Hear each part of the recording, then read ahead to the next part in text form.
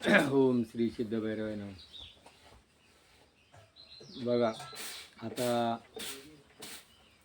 रविवारी रामनवमी, भगवंतानं 10 अवतार घेतले. यदा यदा ये धर्मस्य ग्लानिर्भवति भारत.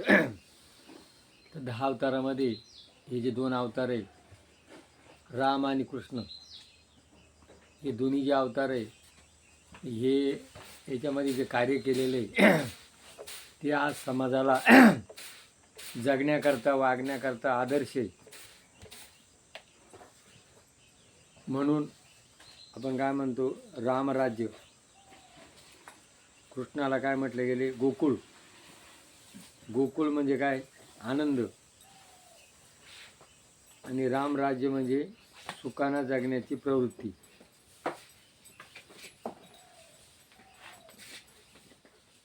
त्रेता, द्वापार, कली, हे जे युग होऊन गेले, त्या युगामध्ये आज कोणता चालू आहे, कली. मग या कलियुगामध्ये माणसाला सुखानं जगायची, काही जगतात पण काहींना नाही. म्हणून सगळ्यांना सुखानं जगता यावा म्हणून जो आदर्श घालून दिला होता, त्याचं नाव रामराज्य. आणि मग आज आपण काय झालो, स्वतंत्र झालो. 1947 साली शिवाजी महाराजांनी मराठा साम्राज्य स्वतंत्र केलं. कशाकरता स्वतंत्र केलं? आणि त्या स्वातंत्र्याचे आज दुष्परिणाम झाले. प्रत्येक माणूस मी येईल तसं वागू शकतो, आणि मग तो तसं वागल्यामुळं दुसऱ्याला त्याचे परिणाम भोगावे लागतात. रामराज्यामध्ये प्रत्येकाने जो व्यवसाय करायचा आहे तो त्यांनीच केला पाहिजे. आणि आज कोणाचा व्यवसाय कोणी करू लागल्यामुळं ज्याचा व्यवसाय आहे त्याचं कॉम्पिटिशन झालं आणि त्याला उपासमारी याची ओढ लागली. बघा, रामायणामध्ये रामानी बापाची आज्ञा पाळली, भावानी रामाची आज्ञा पाळली. कैकेयीनं त्यांचा तिरस्कार केला तरी कौशल्य आणि सुमित्रानं त्यांचा राग केला नाही. आणि राम परत येईपर्यंत 14 वर्ष भरतानी काय केलं, राज्य असून वन स्वीकारला. रामाच्या पादुका डोक्यावर घेतल्या. आणि आज भाऊ भावाचा खून करू राहिलाय. बहीण भावाक प्रॉपर्टी मागू राहिली. तिच्या काय आहे, मग आज त्याचं आहे ते माझं, माझं आहे ते माझं. म्हणजे जे विषयाची भूक, विज्ञान युग आणि जीवाचे चोचले करण्याकरता आज माणूस करू राहिलाय. पण त्याच्या लक्षात नाही काही चोचले क्षणभंगूर आहे. मी मरून जाणार आहे आणि मी संग काही नेणार नाही. जरी या शरीराचे किती चोचले केले तरी हा शरीर काय आहे, एक दिवस याची इलेक्ट्रिकमध्ये किंवा लाकडामध्ये याची राख होणार आहे. मग ज्या राख नाशिवंत देह जाणारं सकळ याची राख होणार आहे. आणि या नाशिवंत देहाचे चोचले करण्याकरता आज माणूस सगळे तोडमोड करू राहिला आहे. म्हणून रामराज्यामध्ये एक भिल्ल तप करत होता. आता तप करायचा अधिकार कोणाला होता? साधूला. आणि नीच युनीतल्या माणसांना ते करू नये. आणि मग एक ब्राह्मणाचा मुलगा मेला.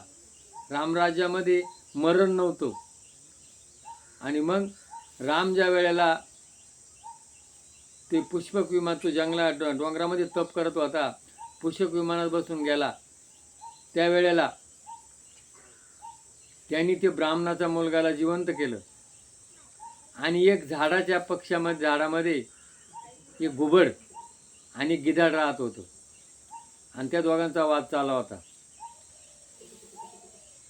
तो घुबड काय म्हण, ज्या वेळेला पृथ्वी गिधाड, पृथ्वी निर्माण झाली नव्हती, घुबड, तेव्हा इथं झाड होतं आणि त्या झाडावर मी तेव्हापासून राहतो. बघा, पृथ्वी निर्माणच झाली नव्हती, मग झाड कशावर उगलं? आणि मग गिधाडांना सांगितलं पृथ्वी निर्माण झाली, त्याच्यावर झाड उगलं आणि त्या झाडावरती पोकळी झाली आणि त्या पोकळीत मी राहतो. बघा आता कोणाचं खरं करायचं? करा बरं विचार. आणि मग ते घुबाड आहे ना, त्या घोबड्याला रामाना बाण मारला आणि गिधाडाला राज्य दिलं. तसे आज इकडं तिकडं घोबडं झालेत, घोबडं. मी जे आहे ना, ही माझंच आहे पहिलं. मी पहिल्यापासून राहतो, पृथ्वी तयार नव्हती तेव्हापासून मी इथं आहे आणि सगळं माझंच आहे. असं घोबड्याचं राज्य आज झालेलं आहे. आणि मोठमोठे हे पैशावाले आणि यांनी काय केलं, सगळी संपत्ती आणि हडप करून टाकली आणि गोरगरिबांना जगण्याची मुश्किल झालेली आहे आज. आता बघा, कोकाटे साहेब स्वतः चोर आहे. त्यांनी शासनाची जमीन हडप केली, त्याला 2 वर्षाची सजा आणि 50,000 रुपये दंड आहे. कोर्टानं स्थगिती आणली. तो काय म्हणतो, शेतकरी काय करतात, लग्नाला खर्च करतात, साखरपुड्याला करतात. अरे आता लग्नही करणं गरजेचं आहे ना. लग्न केलेलं बरं का त्या मुली पळून गेलेल्या बऱ्या? आज मुली पळून जाऊन राहिल्यात. आणि मग लग्नही करणं गरजेचंच आहे ना. मग शासनाचा पैसा आहे तो घेऊन ते करतात. मग तू शासनाची जागा का हडप केली? म्हणजे स्वतः चोर आहे पण तो दुसऱ्याकडे बोटं करतो. स्वतःच्या डोळ्यातलं कुसळ दिसत नाही आणि दुसऱ्याच्या डोळ्यातलं मुसळ दिसतंय. आज समाजामध्ये हीच परिस्थिती झाली.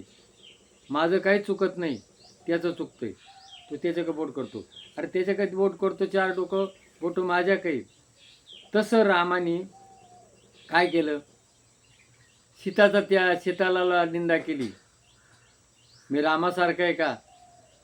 6 महिने रावणाच्या घरी होती आणि त्यांनी परत आणली.